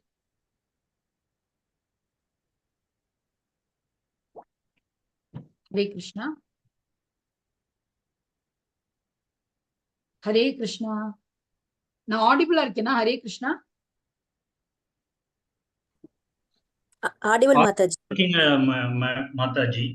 ஓகே பிரபுஜி. ஏன்னா இங்க எனக்கு ரெக்கார்ட் பண்ணுங்கன்னு வந்துட்டு இருக்கா. அப்ப நான் நினைச்சிட்டேன், நான் லாக் அவுட் ஆயிட்டேன்னு நினைச்சிட்டேன். Okay, thank you Prabhuji, thank you Mataji. இல்ல எங்களுக்கு எல்லாம் கேக்குறது மாதாஜி. கேக்குது. Okay Prabhuji, thank you Prabhuji. அப்புறம் என்ன ஆகுது அப்படின்னா, இவர் இந்த அனிமல்ஸ் துடிக்க விடுறத பார்த்தோன்னா நாரதருக்கு ரொம்ப கஷ்டமா போயிடுது. நீ ஏன்ப்பா இப்படி பண்ற? அவங்களோட அந்த பாவம் என்ன ஆகும் அப்படின்னா, அடுத்த ஜென்மத்துல இந்த அனிமல்ஸ் எல்லாம் உன்னை இதே மாதிரி கொல்லும், உன்னையும் இந்த மாதிரி துடிக்க துடிக்க கொல்லும், நீ பாவம் பண்ணிட்டு இருக்க அப்படின்னு சொல்லி அவனுக்கு அட்வைஸ் பண்ணி அவனுக்கு புரிய வைக்கிறார். நீ பண்ற செயல்கள் தப்பு அப்படின்னு சொல்லி புரிய வைக்கிறார். அது தெரிஞ்ச உடனே மிருகாரி அவரோட காலில் விழுந்து மன்னிப்பு கேட்கிறான். ஐயோ நீங்க சொல்றது சரிதான், எனக்கு தெரியல முனிவரே, நான் இந்த மாதிரி தப்பு பண்ணிட்டேன், நான் என்ன பண்றதுன்னு கேட்கிறாரு. அதுக்கப்ப அவர் அட்வைஸ் பண்றாரு, நீயும் உன்னோட ஒய்ஃபும் நீங்க அந்த வீடு விட்டு வந்துருங்க. நீங்க சம்பாதிச்சு இத்தனை நாள் எல்லாரையுமே வேட்டையாடி சம்பாதிச்சு அந்த பணம் எல்லாம் இருக்கு இல்லையா, அது கொண்டு போய் புவர் பிராமின்ஸ், அதாவது புவர் பிராமணாஸ் இருப்பாங்களா, அவங்களுக்கு எல்லாம் கொண்டு போய் தானமா கொடுத்துட்டு நீங்க கொஞ்சோண்டு உங்களுக்கு தேவையான அளவு இருக்கிற திங்ஸை மட்டும் எடுத்துட்டு நீயும் உன்னோட மனைவியும் ஒரு யமுனாவோ கங்காவோ அந்த மாதிரி ஹோலி ரிவர்ஸ் பக்கத்துல எங்கேயோ ஒரு இடத்துல நீங்க ஒரு சின்ன வீடு கட்டி அங்க இருந்துக்கோங்க. உங்களுக்கு என்ன தேவையோ அந்த ஃபுட்டெல்லாம் நான் கொடுத்து அனுப்புறேன். அப்புறம் கிருஷ்ண பிரசாதம் நான் உங்களுக்கு கொடுத்து அனுப்புறேன், பிரசாதமா உங்களுக்கு கொடுத்து அனுப்புறேன். நீங்க அந்த வீட்டுல போய் வாழுங்க. ஆனா வீட்டுக்கு முன்னாடி ஒரு துளசி பிளான்ட் வைக்கணும். டெய்லி நீங்க அந்த துளசியை ப்ரே பண்ணணும். அந்த துளசியை பிரதர்ஷனம் வச்சு ப்ரே பண்ணணும் அப்படிலாம் சொல்லி அவர் வந்து இவருக்கு வந்து அட்வைஸ் பண்றாரு. அதனால உங்களுக்கு வந்து அந்த உனக்கு வந்து நீ இத்தனை நாள் செஞ்ச பாவத்துக்கு நீ புண்ணியம் தேட முடியும் அப்படின்னு சொல்லி சொல்றாரு. அப்ப மிருகாரி வந்து ஓகே, ஃபர்ஸ்ட் ஸ்டார்டிங்ல அவர் கஷ்டமா இருந்தாலும் அவர் வந்து செஞ்ச பாவத்தை அவர் உணர்ந்ததுனால, அதை வந்து அவர் வந்து ஃபீல் பண்ணதுனால, ஐயோ நம்ம தப்பு பண்ணிட்டோமே அப்படின்னு சொல்லி ஃபீல் பண்ணதுனால, அவர் நாரத முனிவர் சொன்னதுபடியே அவர் ஒரு சின்ன வீடு, ஒரு குடிசை அமைச்சிட்டு, ஒரு ஆத்தோரமா ஒரு குடிசை அமைச்சிட்டு அவர் அங்க போய் வாழ்றாரு. அங்க ஒரு துளசி பிளான்ட் வச்சிருக்காரு. இங்க பாத்தீங்கன்னா உங்களுக்கு தெரியும். இந்த இடத்துல அந்த வீட்டுக்கு முன்னாடி ஒரு துளசி பிளான்ட் வச்சிருக்காரு. அங்க வந்து அவர் வாழ்ந்துட்டு இருக்காரு. இதனால அவருக்கு வந்து ஒரு பெரிய மாற்றம் வந்து உருவாகுது. என்ன அப்படின்னா, அவர் ரொம்ப அன்பானவராகவும் ரொம்ப பாசமானவராகவும் அங்க வழியில வரவங்களுக்கெல்லாம் வந்து இவரு வந்து கொஞ்சமா சாப்பிட்டுட்டு அவங்களுக்கெல்லாம் பரிமாறுவாரு. இந்த மாதிரி ரொம்ப பாசமானவராகவும் மாற ஆரம்பிச்சாரு. அப்போ ஊர்ல இருக்கிறவங்க எல்லாருமே இந்த மிருகாரியை பத்தி பேச ஆரம்பிச்சாங்க. மிருகாரி வந்து இப்ப ரொம்ப முனிவர் மாதிரி மாறிட்டு வராரு அப்படின்னு சொல்லி பேச ஆரம்பிச்சாங்க. அப்ப ஒரு நாள் வந்து நாரதரும் ஆஹ் ஒரு ஒருத்தரும் அவர் பேர் என்னன்னு ஞாபகம் வர மாட்டேங்குது. ஒரு அங்கீரா முனிவர். Okay okay Prabhuji, Hare Krishna Prabhuji, thank you Prabhuji. அப்புறம் அவரு தேங்க்யூ பிரபுஜி, ஹரே கிருஷ்ணா பிரபுஜி. அப்ப அங்கிர முனிவரும் நாரத முனிவரும் இவரை பாக்குறதுக்காக அங்க வராங்க. அங்க வரும்போது இவரு இந்த 2 முனிவர்கள் வரதை பார்த்தோன்னா அவர் ஓடி வந்திருக்காரு வீட்டுல இருந்து இவங்களுக்கு வந்து பிரேயர்ஸ் கொடுக்கறதுக்காக, அவங்க காலில் விழுந்து நமஸ்கரிக்கிறதுக்காக அங்கிருந்து ஓடி வராரு. ஆனா ஓடி வந்து நமஸ்காரம் பண்ண வரும்போது அந்த இடத்துல வந்து நிறைய எறும்பு வந்து போயிட்டு இருக்கான். போகும்போது அவர் வந்து அவரோட துண்டு எடுத்துட்டு அந்த எறும்பெல்லாம் அங்கிருந்து தள்ளி விட்டுட்டு அதுக்கப்புறமா நமஸ்கரிக்கிறாராம். அதுல இருந்து என்ன தெரியுது அப்படின்னா, அந்த எறும்பை வந்து டிஸ்டர்ப் பண்ணக்கூடாது, இவர் நமஸ்கரிக்கிற டைம்ல அந்த எறும்பை வந்து கொல்லக்கூடாதுன்னு நினைக்கிறாரு அப்படிங்கிறது. அப்போ இந்த அங்கிர முனிவருக்கே வந்து ரொம்ப ஒரு அதிர்ச்சியா தோன்றுதான். அதாவது இவ்வளவு துடிக்க துடிக்க அனிமல்ஸ கொன்னுட்டு இருந்த ஒரு ஆளு இப்ப எறும்ப கூட கொல்றதுக்கு ரொம்ப யோசிக்கிறாரே அப்படின்னு சொல்லி அவர் வந்து நாரத முனிவர் கிட்ட சொல்றாரு. நாரத முனிவர் சொல்றாரு, இதுதான் டிவோஷனல் பிராக்டிஸோட, டிவோஷனல் சர்வீஸோட பவர் அப்படின்னு சொல்லி சொல்றாரு. அதாவது எப்படி இருந்த ஒரு மிருகாரி ஹண்டரை அவர் எப்படி ஒரு முனிவரா மாத்திட்டார், எப்படி ஒரு பக்தனா மாற்றிட்டார். அந்த பக்தனாக அவன் மாறியதுனால அவரை எப்படி அந்த உயிரினங்களை மதிக்கிறார் அப்படிங்கிறது அந்த அந்த டிரான்ஸ்பர்மேஷன்ல நமக்கு எல்லாருக்குமே வந்து புரியுது. அப்போ நம்மளே வந்து நம்ம மனசுல என்ன விதமான ஒரு கெட்ட விஷயங்கள் இருந்தாலும், நமக்கு கோபம் இல்ல அதிகமான ஆசை, அந்த மாதிரி எந்த ஒரு விஷயங்கள் நம்ம மனசுல இருந்தாலும், நம்ம என்னைக்கு வந்து கிருஷ்ணருடைய நாமம் சொல்ல ஆரம்பிக்கிறோமோ, என்னைக்கு வந்து நம்ம பகவானை பிரார்த்திக்க ஸ்டார்ட் பண்றோமோ, அன்னையிலிருந்தே நம்மளோட மனசு வந்து மாறுறதுக்கு ஆரம்பிச்சிடும். அப்படிங்கிறதுக்கான ஒரு எக்ஸாம்பிள் தான் இந்த மிருகாரியுடைய கதை. ஹரே கிருஷ்ணா. ஹரே கிருஷ்ணா பிரபுஜி, ஹரே கிருஷ்ணா மாதாஜி, யாராவது படிக்கிறீங்களா? யோகாவில் வெற்றியை அடைய தவறும் ஒருவரின் இலக்கு என்ன? பிராப்ய புண்ணிய கிருதாம் லோகான் உஷித்வா சாஸ்வதி சமாஹ சுச்சீனாம் ஸ்ரீமதாம் கேஹே யோக பிரஷ்டோ பிஜாயதே. வெற்றி அடையாத யோகி புண்ணிய ஆத்மாக்களின் லோகங்களில் பற்பல வருடங்கள் அனுபவித்த பின் நல்லோரின் குடும்பத்தில் அல்லது பெரும் செல்வந்தரின் குடும்பத்தில் பிறக்கின்றான். ஹரே கிருஷ்ணா மாதாஜி. ஹரே கிருஷ்ணா பிரபுஜி, தேங்க்யூ பிரபுஜி. அப்போ நம்ம வந்து இப்போ இந்த டிவோஷனல் பிராக்டிஸ் எல்லாம் நம்ம பண்றோம். நம்ம வந்து கஷ்டப்பட்டு காலையில எந்திரிக்கிறோம், சாமி கும்பிடுறோம், காலையில எந்திரிச்சு 4 மணிக்கு எந்திரிச்சு மங்களாரத்தி அட்டன் பண்றோம், அதுக்கப்புறம் சாண்டிங் பண்றோம், 16 ரவுண்டு சாண்ட் பண்றோம், அதுக்கப்புறம் நம்ம கிருஷ்ண பிரசாதம் மட்டும் தான் சாப்பிட்றோம், அதுக்கப்புறமா நம்ம வந்து வேற ஏதாவது சேவைகள் எல்லாம் பகவானுக்கு செய்ய முடியுதான்னு நம்ம பாக்குறோம், யாருக்காவது உதவி பண்ண முடியுதான்னு பாக்குறோம், என்னெல்லாம் நல்ல விஷயங்கள் பண்ண முடியுதோ அதெல்லாம் நம்ம பண்றோம். இந்த மாதிரி நம்ம எல்லாமே பண்ணி ஒவ்வொரு நாளும் நம்ம இந்த மாதிரியே வாழ்ந்துட்டு இருக்கோம். அதாவது நமக்குன்னு வாழாம நம்ம பகவானுக்காக வாழ்றோம். அப்ப நமக்கு என்ன புண்ணியம் கிடைக்குது? இப்ப திடீர்னு நம்ம இறந்து போயிடுறோம். அப்ப என்ன ஆகுது? நம்மளுடைய டிவோஷனல் பிராக்டிஸ் பாதியிலே நின்னுடுதா அப்படிங்கிற ஒரு சிச்சுவேஷனுக்கு தான் இந்த பதில் வந்து பகவான் சொல்றாரு. என்ன அப்படின்னா, நம்ம இத்தனை நாள் என்னெல்லாம் டிவோஷனல் சர்வீஸ் பண்ணிருக்கோமோ அது அடுத்த ஜென்மத்துல கண்டினியூ ஆகும் அப்படிங்கிறதுக்கு தான் இந்த ஸ்லோகம் வருது. இப்ப இதே வந்து நம்ம வந்து இந்த ஜென்மத்துல நான் பிஇ படிச்சிருக்கேன், பிஇ படிச்சு முடிச்சாச்சு, ஒரு கம்பெனில ஒர்க் பண்ணிட்டு இருக்கேன், அதுக்கப்புறம் நான் எம்பிஏ படிக்கிறேன், அதுக்கப்புறம் வேற கம்பெனிக்கு ப்ரொமோஷன் ஆகுறேன். திடீர்னு வந்து ஒரு நாள் வந்து என்னோட லைஃப் முடிஞ்சிருச்சு. அப்ப நான் இந்த லைஃப் விட்டு என்னோட சோல் வந்து வேற பாடிக்கு போயிடுது. அப்ப என்ன ஆகுது அப்படின்னா அந்த இடத்துல மறுபடியும் நான் குழந்தையா பிறந்து எல்கேஜில இருந்து ஃபர்ஸ்ட் ஸ்டாண்டர்ட் 12th வரைக்கும் படிச்சு மறுபடியும் பிஇ படிச்சு மறுபடியும் எம்பிஏ படிச்சு அந்த மாதிரி படிச்சுட்டு போனோம். ஆனா இங்க வந்து டிவோஷனல் சர்வீஸ்ல அப்படி கிடையாது. நான் இப்ப போன ஜென்மத்துல பகவானுடைய பேரை சொல்லியிருப்பேன். அதனாலதான் இந்த ஜென்மத்துல இப்ப பகவத்கீதை வரைக்கும் படிக்கிற அளவுக்கு வந்திருக்கேன். அப்ப அடுத்த ஜென்மத்துல இன்னும் நம்ம அட்வான்ஸ்டா போகும். அதாவது போன ஜென்மத்துக்கும் அடுத்த ஜென்மத்துக்கும் இருக்கிற கனெக்ஷன் வந்து பகவான் வந்து நமக்கு வந்து போன ஜென்மத்துல எங்க விட்டோமோ அங்கிருந்தே நம்மளை வந்து ஸ்பிரிச்சுவல் லைஃப்ல எடுத்துடுவாரு.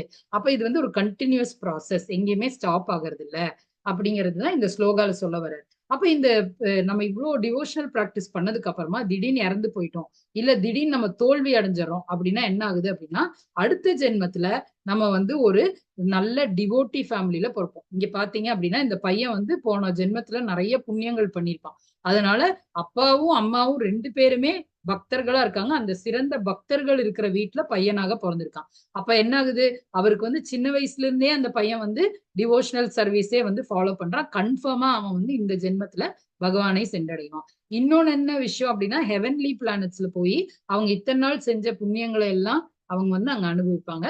அங்க அதுக்கப்புறமா அது முடிச்சுட்டு தான் அவங்க வந்து இந்த மாதிரி ஒரு டிவோஷனல் ஃபேமிலியில இல்லைன்னா நிறைய வெல்த் இருக்கிற ஃபேமிலியில, அதாவது நிறைய பணக்காரரா இருக்கிற ஃபேமிலியில போவாங்க.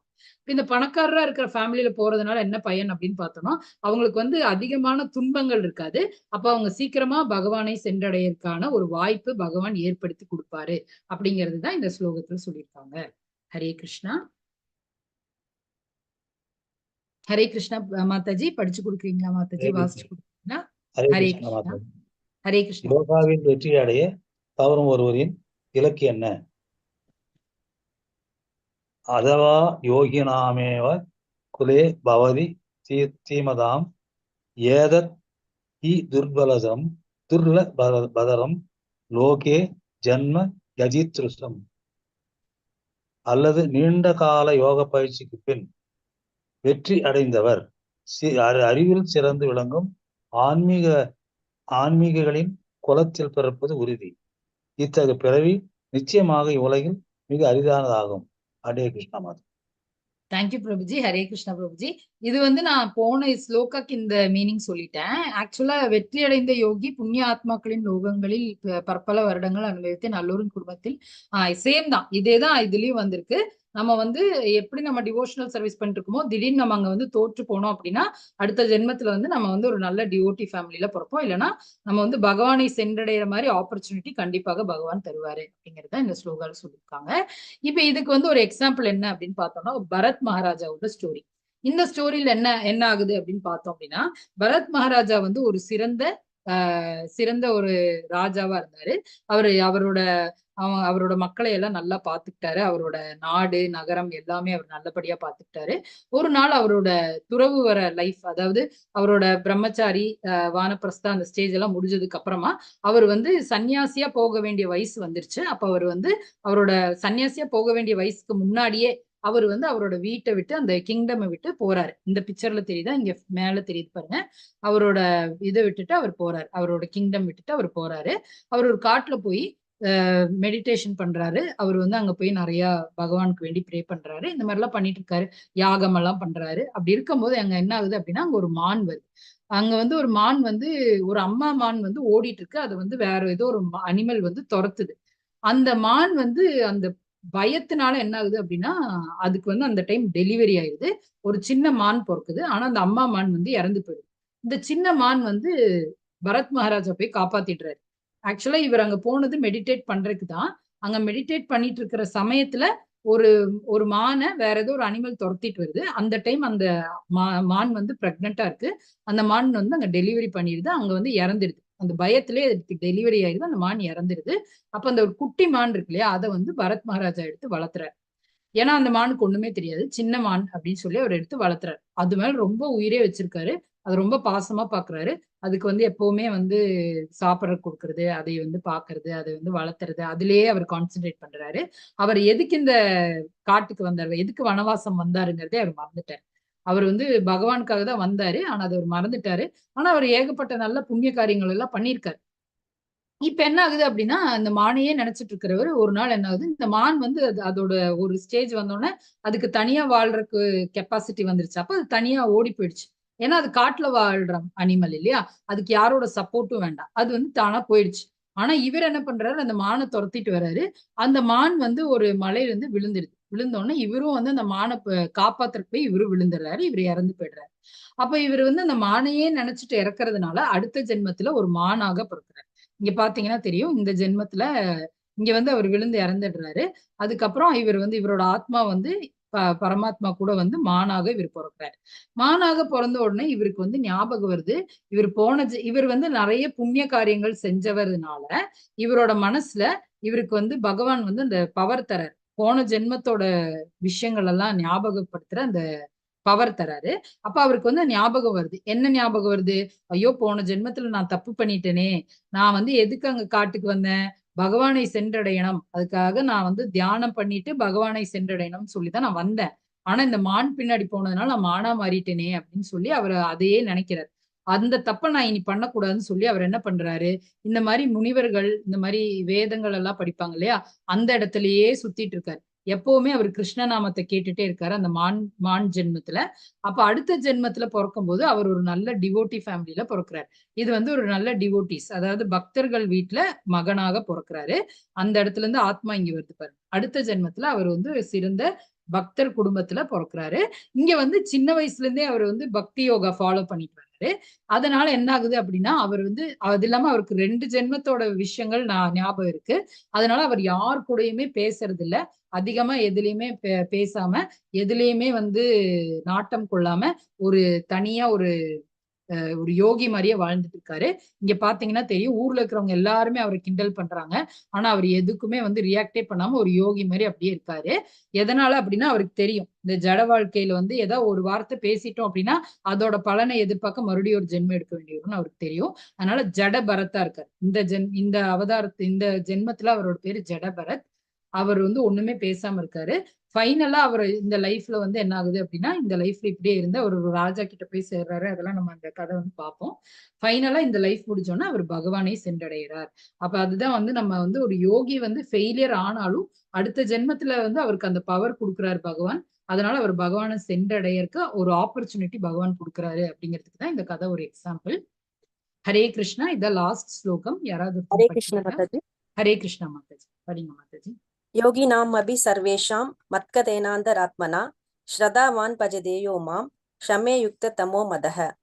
மேலும் எல்லா யோகிகளுக்கு மத்தியில் எவனொருவன் பெரும் நம்பிக்கையுடன் எப்போதும் எண்ணில் நிலைத்து தன்னுள் என்னை எண்ணி எனக்கு திவ்யமான அன்பு தொண்டு புரிகின்றானோ அவனே யோகத்தில் என்னுடன் மிகவும் நெருங்கியவனும் எல்லாரை விட உயர்ந்தவனும் ஆவான். இதுவே எனது அபிப்பிராயம்.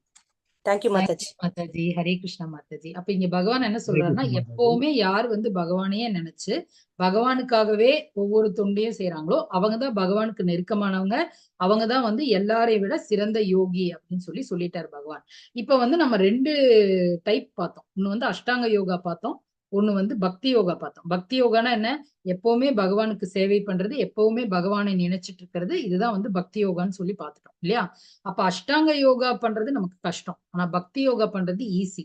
நமக்கு கர்ம யோகா ஆகட்டும், ஞான யோகா ஆகட்டும், அஷ்டாங்க யோகா ஆகட்டும், எல்லாத்தையும் விட மேல இருக்கிறது பக்தி யோகா. ரொம்ப ஈஸியா நம்ம வந்து பகவானை சென்றடையலாம். அப்ப ஈஸியா எப்படி நம்ம பக்தி சேவைகள் பண்ண முடியும்? நம்ம வந்து சாண்ட் பண்ணணும். நம்ம சாண்ட் பண்றதுனால அதுவே வந்து ஒரு பெரிய சர்வீஸ். ஹரிநாமம் சொல்றதே ஒரு பெரிய சர்வீஸ். அதுவே ஒரு பெரிய டிவோஷனல் சர்வீஸ். அனைத்து யோகங்களுக்கும் பக்தி யோகம் என்னும் இலக்கை நோக்கியே முன்னேறுகின்றன. இது எல்லாமே லாஸ்ட் பக்தி யோகத்தை தான் ரீச் ஆகும். ஆனா நம்ம வந்து டைரக்டா பக்தி யோகக்கு போயிடலாம். எப்படி? நம்ம ஹரிநாமம் சொல்றதுனால நம்ம போயிடலாம் அப்படிங்கிறது. சத்திய யுகத்துல இது நம்ம ஆல்ரெடி பார்த்திருக்கோம். சத்திய யுகத்துல நம்ம எப்படி யாகம் பண்றது? விஷ்ணுவையே நினைச்சு பல வருடங்கள் தியானம் செய்யறது. திரேதா யுகத்துல எப்படி நம்ம யாகம் பண்ணுவோம்? உயர்ந்த யாகங்களை செய்கிறது. அதான் விலையுறந்த பொருட்களை வந்து யாகம் செய்யறது. இதே துவாபர யுகத்துல என்ன பண்ணுவோம்? விரிவான கோவில் வழிபாடு, நிறைய கோவில்கள் போய் தரிசனம் பண்ணுவோம். இதே வந்து கலியுகத்துல என்ன பண்ணுவோம்? இறைவனின் பெயரை உச்சரித்தாலே போதும், நம்ம வந்து அது ஒரு பெரிய யாகம் அப்படின்னு சொல்லி நம்ம எடுத்துக்கிறோம். இப்ப நமக்கு வந்து ஒரு 2 வழி இருக்கு. ஒண்ணு வந்து நம்ம ஸ்டெப்ஸ் ஏறி 6 ஃப்ளோர் 6 மாடி வந்து ஸ்டெப்ஸ் ஏறி போனோம். இல்ல அப்படின்னா லிஃப்ட் ஏறி 6 மாடி நம்ம போகலாம். நம்ம எப்பவுமே எது சூஸ் பண்ணுவோம்? லிஃப்ட் தான் சூஸ் பண்ணும். ஏன்னா அது வந்து ரொம்ப ஈஸியா நம்மள வந்து மேல கொண்டு போய் நம்மளுடைய எனர்ஜி வந்து அங்க சேவ் ஆகுது இல்லையா? நம்ம ஸ்டெப்ஸ்ல போக மாட்டோம், லிஃப்ட்ல தான் போவோம். அது ஈஸி. அதே மாதிரி நம்ம வந்து இந்த அஷ்டாங்க யோகா பண்ணி நம்ம உட்கார்ந்து நம்ம அதுக்கு வேண்டிய ஆசனம் எல்லாம் அமைச்சு நம்மளோட போஸ்டர் வச்சு, அதுக்கப்புறம் அதாவது அந்த போஸ்டர்னா நம்மளுடைய அமைப்பு, உட்கார்ற அமைப்பெல்லாம் ஸ்ட்ராங்கா வச்சு ஸ்ட்ரெயிட்டா உட்கார்ந்து அந்த மாதிரி எல்லாம் பண்ணி மூச்சு பயிற்சி எல்லாம் பண்ணி நம்ம அது கஷ்டப்படுறதை விட ஈஸியா பகவானுடைய நாமம் சொல்றதுனால பகவானை சென்று அடைய முடியும். ஜபம் அல்லது சங்கீர்த்தனம். ஹரே கிருஷ்ண கிருஷ்ண கிருஷ்ண ஹரே ஹரே, ஹரே ராம ராம ராம ஹரே கிருஷ்ண கிருஷ்ண கிருஷ்ண ஹரே ஹரே, ஹரே ராம ராம ராம ஹரே ஹரே அப்படின்னு சொல்லி நம்ம ஜபிக்கிறதுனால, அப்படின்னு சொல்லி நம்ம சங்கீர்த்தனம் பண்றதுனால நம்ம வந்து பகவானை சென்று ஈஸியாக அடைஞ்சிடலாம் அப்படின்னு சொல்லி பல வேதங்கள் நமக்கு சொல்லுது. பிரபுபாதா புக்ஸ் சொல்லுது, நிறைய வேதங்கள் சொல்லுது. என்ன சொல்லுதுன்னு பார்க்கலாம். ஹரே கிருஷ்ணா. இது யாராவது டக்கு டக்குன்னு படிச்சீங்கன்னா நம்ம ஃபாஸ்டா போயிடலாம். ஹரே கிருஷ்ணா. ஹரே கிருஷ்ணா மாதாஜி. ஹரே கிருஷ்ணா பிரபுஜி, படிங்க. குறிப்புகள். நாசனம் இதி ஷோடசகம் நாம் கலி கல்மஷ நாசனம் நதத் நதத் பரதரோ உபாய சர்வ வேதேஷு திஷ்யதே இதி ஷோடசகம் நாம் கலிஸ் கல்மஷு நாசனம் நதத் பரதரோ உபாய சர்வ வேதேஷு திஷ்யதே. ஹரே கிருஷ்ணா வந்தன்.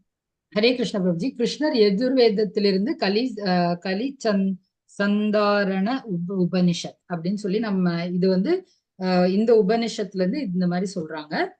அதாவது பகவானை ப்ரே பண்ணோம், ஹரே கிருஷ்ண மகாமந்திரம் சொல்லணும் அப்படின்னு சொல்றாங்க. அனைத்து வேத இலக்கியங்களையும் தேடிய பின் ஹரே கிருஷ்ணரின் கோஷத்தை விட இந்த வயதிற்கு ஒரு மதத்தின் முறையை மிக உயர்ந்ததாக கண்டுபிடிக்க முடியாது. ஹரே கிருஷ்ணா. நெக்ஸ்ட் வந்து என்ன சொல்றாங்கன்னு பார்க்கலாம். ஹரே கிருஷ்ணா. ஹரே கிருஷ்ணா மாதாஜி. ஹரே கிருஷ்ணா பிரபுஜி. நீங்க எல்லா ஸ்லைடும் படிச்சிருங்க பிரபுஜி, நீங்க மியூட் பண்ண வேண்டாம். ஹரேர் நாம ஹரேர் நாமைவ கேவலம் கலௌ நாஷ்டனம் நாஸ்தேவ கதிர் அந்நியதே. சண்டை மற்றும் பாசாங்குத்தனமான இந்த யுகத்தில் விடுதலையின் ஒரே வழி கிருஷ்ணனுடைய பரிசுத்த பெயர்களை உச்சரிப்பதுதான். வேறு வழி இல்லை. ஸ்ரீ சைதன்ய சரிதாமிரதம் ஆதிரியில 17:21. சைத்தன்ய சரிதாமிரதத்துல இப்படி சொல்றாங்க. அதாவது ஹரே நாமம் இல்லாம வேற எந்த ஒரு கதியும் இல்லை, அது சொன்னா போதும் நம்ம வந்து இந்த வேர்ல்ட்ல இருந்து லிபரேட் ஆயிடுவோம் அப்படின்னு சொல்றாங்க. ஹரே கிருஷ்ணா பிரபுஜி. ஹரே கிருஷ்ணா. கலேதோஷ இதேராஜன் அஸ்தி அயகோ மகான் குண கீர்த்தனாத் ஏவ கிருஷ்ணய்ய முக்த சங்க பரம் பிரஜாத். என் அன்பான ராஜா, கலியுகத்தில் குறைபாடுகள் நிறைந்திருந்தாலும் இந்த வயதை பற்றி இன்னும் ஒரு நல்ல குணம் இருக்கிறது. வெறுமனே ஹரே கிருஷ்ணா மகாமந்திரத்தை உச்சரிப்பதன் மூலம் ஒருவர் பொருள் அடிமைத்தனத்திலிருந்து விடுபட்டு ஆழ்நிலை ராஜ்யத்திற்கு உயர்த்தப்படலாம். ஸ்ரீமத் பாகவதம் 12.351. தேங்க்யூ பிரபுஜி. இப்ப ஸ்ரீமத் பாகவதத்திலயும் சொல்றாங்க, ஹரே கிருஷ்ணா அந்த பகவானுடைய நாமத்தை உச்சரித்தா மட்டும் போதும், நம்ம வந்து இந்த உலகத்துல இருந்து விடுபட்டலாம் அப்படின்னு சொல்றாங்க. இப்ப பகவத்கீதையில என்ன சொல்றாங்கன்னு பார்க்கலாம். ஹரே கிருஷ்ணா. ஹரே கிருஷ்ணா. வேத குறிப்புகள். யஞ்ஞானாம் ஜப யஞ்சனோ ஸ்மி கிருஷ்ணனாகிய நான் யாகங்களில் என் பெயர்களை உச்சரிக்கும் யஜ்யம் ஆவேன். ஹரே கிருஷ்ணா. பகவத்கீதை 10.25. ஹரே கிருஷ்ணா பிரபு. அப்போ பகவான் தான் வந்து இந்த ஜபத்துல இருக்கார் அப்படின்னு சொல்லி பகவானே சொல்லியிருக்கார். நான் வந்து எல்லா யாகங்கள்லயும் என்னோட பெயர்களே வந்து அந்த யாகம் இருக்கு அப்படின்னு சொல்றாரு. இது வந்து நம்மளுடைய சைத்தன்ய சரிதாமிர்தம் அந்திய லீலால இருந்து எடுக்கப்பட்டது. படிக்கிறீங்களா பிரபுஜி? நாமகாரி பகு. ஹரே கிருஷ்ணா. வேத குறிப்புகள். ஐயோ படிங்க. நாம் ஆகாரி பகுதா நிஜ சர்வ சக்தி தத்ராபித நியமிதா ஸ்மரணேன காலஹா ஏதஸ்திரிசி தவ கிருவா பகவான் மாபாவி துர்தெய்வம் ஈதிரிசம் இகாஜனி நா நூரகா ஆ. ஸ்ரீ சைதன்ய சரிதாமிர்தம் அந்தியில 20.16. வேத குறிப்புகள். என் ஆண்டவரே, கடவுளின் உயர்ந்த ஆளுமை உங்கள் புனித பெயரில் வாழும் நிறுவனத்திற்கு அனைத்து நல்ல அதிர்ஷ்டங்களும் உள்ளன. எனவே உங்களுக்கு கிருஷ்ணா மற்றும் கோவிந்தா போன்ற பல பெயர்கள் உள்ளன.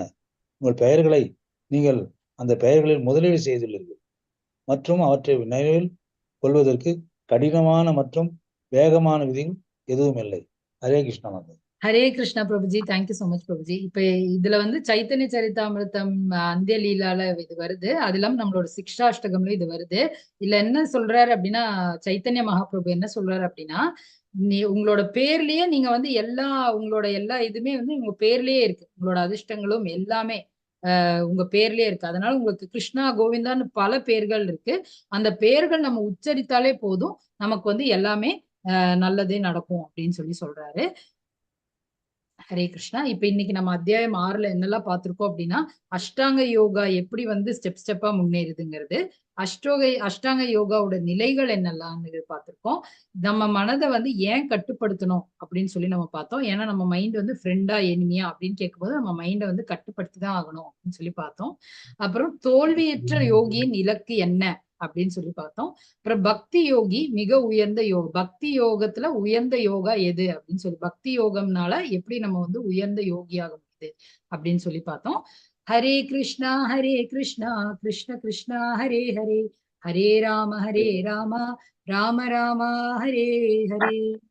அப்ப இன்னைக்கு நம்ம பக்தி யோகால நம்மளோட தியான யோகா, அந்த தியான இந்த சாப்டர் 6ல வந்து நம்ம என்ன பார்த்தோம் அப்படின்னா, நமக்கு வந்து அஷ்டாங்க யோகா மாதிரி டிஃபிகல்ட்டியோட கூடி நம்ம இவ்வளோ ஸ்டெப்ஸ் ப்ராசஸ் பண்ணி யோகா பண்றதை விட நம்ம வந்து பகவானை ஜஸ்ட் ப்ரே பண்ணா போதும், பகவானுடைய நாமத்தை சொன்னாலே போதும், நம்ம வந்து இந்த அஷ்டாங்க யோகால பண்ற அத்தனை இதுமே வந்து அத்தனை எஃபெக்ட்டுமே நமக்கு கிடைக்கும் அப்படிங்கிறது தான் பகவான் இன்னைக்கு சொல்லியிருக்காரு. நம்ம டிவோஷனல் சர்வீஸ் பண்றதுனால இவ்வளோ ஸ்டெப்ஸ் பண்ணாம, அதாவது நம்ம வீட்டுல இருந்து நம்ம வேற இடத்துக்கு போய் தனியான ஒரு மரத்துக்கடியிலையோ மலையிலயோ அங்கெல்லாம் போய் நம்ம தியானம் பண்ணாம வீட்லயே இருந்து நம்ம பகவானையும் ப்ரே பண்ணி நம்மளோட டியூட்டிஸும் பண்ணாலே போதும், நிஷ்காம கர்ம யோகா பண்ணாலே போதும். அதுவே வந்து ஒரு சிறந்த விஷயம், நம்ம பகவானை போய் அடையறதுக்கு ஒரு சிறந்த ஈஸியான வழி அப்படின்னு பகவான் வந்து இதுல சொல்லியிருக்காரு. இப்ப போன சாப்டர்லயே நிஷ்காம கர்ம யோகா பத்தி சொன்னாரு. இதுல வந்து இன்னும் டீட்டெயில்டா ஒரு யோகிக் பிராக்டிஸ் பண்ணா எவ்வளவு கஷ்டம், அதை விட இது எவ்வளவு ஈஸி அப்படின்னு இன்னும் டீட்டெயில்டா இன்னைக்கு சொல்லியிருக்காரு. எல்லாருமே கண்டிப்பா சாண்ட் பண்ண ஸ்டார்ட் பண்ணுங்க. இன்னைக்கு நம்ம வந்து சாண்டிங் எவ்வளவு முக்கியமானது, சாண்டிங் எவ்வளவு நல்லதுன்னு பார்த்துப்போம். அதனால சாண்ட் பண்ண ஸ்டார்ட் பண்ணுங்க. ஹரே கிருஷ்ணா மாதாவி. முடிவரை படிச்சிடுறேன். ஓம் தத் சத் இது ஸ்ரீமத் பகவத்கீதாசு உபனிஷத்து பிரம்ம வித்யாயாம் யோகசாஸ்திரே கிருஷ்ணார்ஜுன சம்வாதே ஆத்ம சம்யம் தியான யோகே நாம ஷஷ்டோத்யாய. ஸ்ரீ கிருஷ்ணார்ப்பண. ஹரே கிருஷ்ணா கிருஷ்ண கிருஷ்ண ஹரே ஹரே, ஹரே ராம ராம ராம ஹரே. ஹரே கிருஷ்ணா மாதாஜி. ஹரே கிருஷ்ணா. யாருக்காவது ஏதாவது டவுட் இருக்கா, இல்ல ஏதாவது உங்களுக்கு ஷேர் பண்ணுமா, ஏதாவது இருந்தா சொல்லுங்க. ஹரே கிருஷ்ணா. ஹரே கிருஷ்ணா மாதாஜி. ஹரே கிருஷ்ணா மாதாஜி. சொல்லுங்க மாதாஜி. மாதாஜி, அந்த 6 types of enemies சொன்னீங்க இல்லைங்களா, அது ஒரு டைம் சொல்லுங்க. சொல்றேன் மாதாஜி. காம லோப மோக மத மாத்சரியா, காம குரோத, ஆங்கர் மாதாஜி, லஸ்ட், கிரீடு, இதெல்லாமே தான் மாதாஜி நம்மளோட. நான் சொல்றேன் மாதாஜி, ஒரு டைம் சொல்ற, ஒரு நிமிஷம். காம குரோத லோப மோக மத மாத்சரியம். காம குரோத லோப மோக மத மாத்சரியம். ஒண்ணு வந்து நம்ம வந்து அதிகமா வந்து காம உணர்வுகள் நமக்கு வரும், கோபம் வரும், நமக்கு வந்து அதிகமா ஆசை வரும், நமக்கு வந்து நமக்கு தேவையில்லாத விஷயங்கள், அதாவது கெட்ட விஷயங்கள்ல நம்ம வந்து மனசை ஈட் பண்ணுவோம், இன்டாக்சிகேஷன். அதுதான் வந்து மதா. மோகா அப்படின்னா ஒரு விஷயம் நடக்காத விஷயத்த நடந்துதான் நினைக்கிறேன், இல்யூஷன். இதுதான் வந்து மோகா. மாத்சரியா அப்படின்னா ஒருத்தங்க மேல நம்ம விரோதி மாதிரியே ட்ரீட் பண்றது, என்வியஸா இருக்காது, அதுதான் வந்து மாத்சரியா. ஒரு டைம் கூட சொல்ற மாதாஜி, காம குரோத மோக மத மாத்சரியா லோப. காம குரோத லோப மோக மத மாத்சரியா. ஹரே கிருஷ்ணா. ஹரே கிருஷ்ணா. தேங்க்யூ மாதாஜி. தேங்க்யூ மாதாஜி. ஹரே கிருஷ்ணா.